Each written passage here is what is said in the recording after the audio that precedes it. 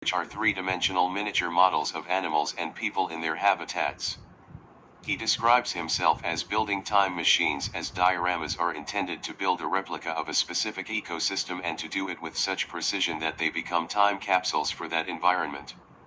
He studied studio art and painting at the Art Institute of Chicago and the San Francisco Art Institute before getting a job constructing dioramas for the Field Museum in Chicago.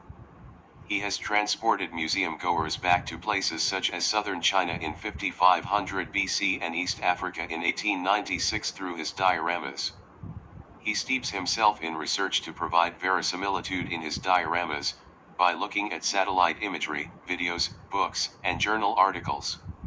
Carl Akeley was a taxidermist who worked at the Milwaukee Field Museum and is considered the father of the habitat diorama and father of modern taxidermy.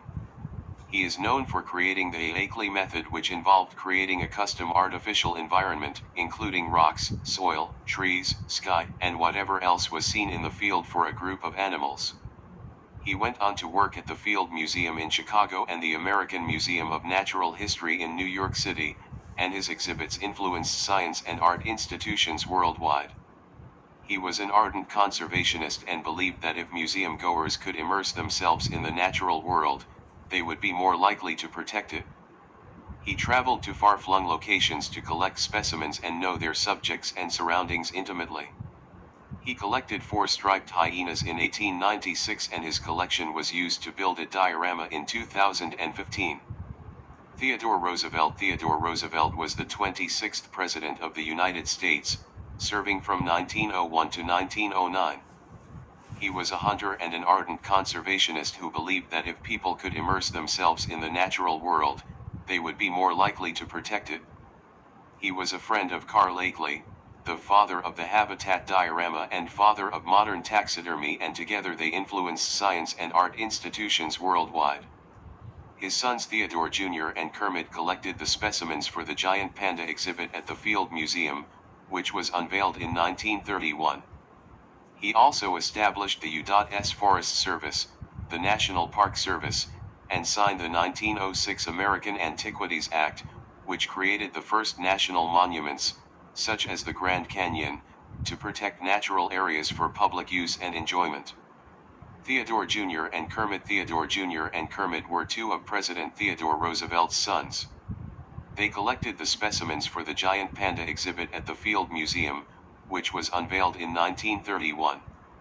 Theodore Jr. served as a brigadier general in World War II, and was awarded the Medal of Honor for his service. He also served as governor of Puerto Rico and assistant secretary of war. Kermit, on the other hand, was an explorer, big game hunter, and author. He accompanied his father on several expeditions, including an expedition to the Amazon and an exploration of an unknown tributary of the River of Doubt in Brazil, later named Rio Kermit. He also wrote books about his adventures and was a member of the Explorers Club. Emily Graslie is a science communicator and the host of the YouTube series The Brain Scoop, which is filmed at the Field Museum. She led a 2015 crowdfunding campaign that raised $155,165 to create a suitable diorama exhibit for 4 striped hyenas collected by Carl Akeley in 1896, the first diorama at the museum in decades. The exhibit was built by a team which included artist Aaron Delahanty, who was thrilled to work on the project as the taxidermist was Carl Akeley, the father of the habitat diorama and the father of modern taxidermy. Emily Graslie's work through her YouTube series helps to educate and inspire people to appreciate and understand science, natural history, and the workings of a natural history museum. Definitions: diorama. A diorama is a three-dimensional miniature model or display of a scene or setting, often used to depict historical or natural environments. They are typically found in museums, science centers, and natural history exhibits, and can be used to depict a wide range of subjects, including historical events, natural landscapes, and scenes of wildlife in their natural habitats.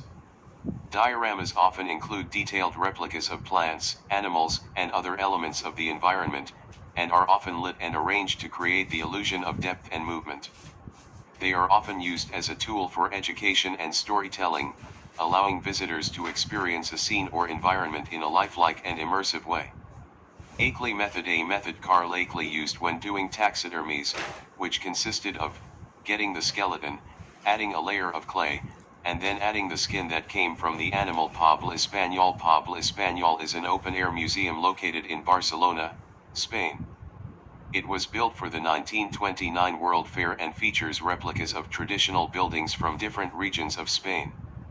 Visitors can stroll through the complex, immersing themselves in the authentic Spanish way of life, and admire the architecture, watch local craftsmen work, and buy local crafts and souvenirs. The museum also features a multimedia area, where visitors can immerse themselves in 5 different regions of the country, and a museum frontal with works by famous artists such as Picasso, Salvador Dali, and Joan Miró. The admission ticket includes entrance to the museum and the sculpture garden. Visitors can also take a break at the picnic area and enjoy the Mediterranean atmosphere. There are events and concerts held in the evenings and on weekends during the summer season. The history of Pobla Español is that it was built for the 1929 World Fair, and it was supposed to be demolished after the exhibition. However, it was so popular that the residents successfully prevented the demolition. The Pobla Español underwent restoration and modernization from the 1990s. Heritage Park. Heritage Park Historical Village is a living history museum located in Calgary, Alberta, Canada. It recreates an 1870s prairie town and has over 150 exhibits and attractions, including historical buildings, costumed interpreters, and vintage transportation. Visitors can experience what life was like in early Western Canada and learn about the history of the region. Some of the highlights include a steam-powered train, an antique midway, a replica of an early oil boom town, and a working farm. Heritage Park is one of the most popular tourist attractions in Calgary, and is open seasonally from May to September. Millennium City Park. The Millennium City Park is a large-scale historical and cultural theme park located in Kaifeng, China, on the western shore of Longting Lake. It was founded in 1992 and opened to the public in 1998. The park recreates the social customs, lifestyle, and architecture of the ancient city of Kaifeng during the Northern Song dynasty. Using the painting Millennium City by the famous artist Zhang Zhejuan as inspiration, the park allows visitors to experience what life was like in Kaifeng 1,000 years ago. It features streets, shops, hotels, mansions, and houses along the Bianhe River, as well as an imperial garden, pavilions, and other buildings that showcase the imperial lifestyle of the time. Frontierland. Frontierland at Disneyland Resort is a themed land that recreates the Wild West era of America's past through its architecture, sights, sounds, and attractions.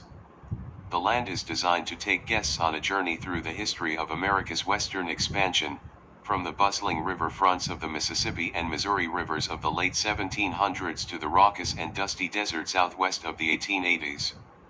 The land features historical elements such as the Mark Twain riverboat, sailing ship Columbia, Davy Crockett's explorer canoes, and Tom Sawyer Island that are designed to give guests a sense of what life was like during the days of covered wagons and stagecoaches, and the advent of the railroad and romantic riverboats.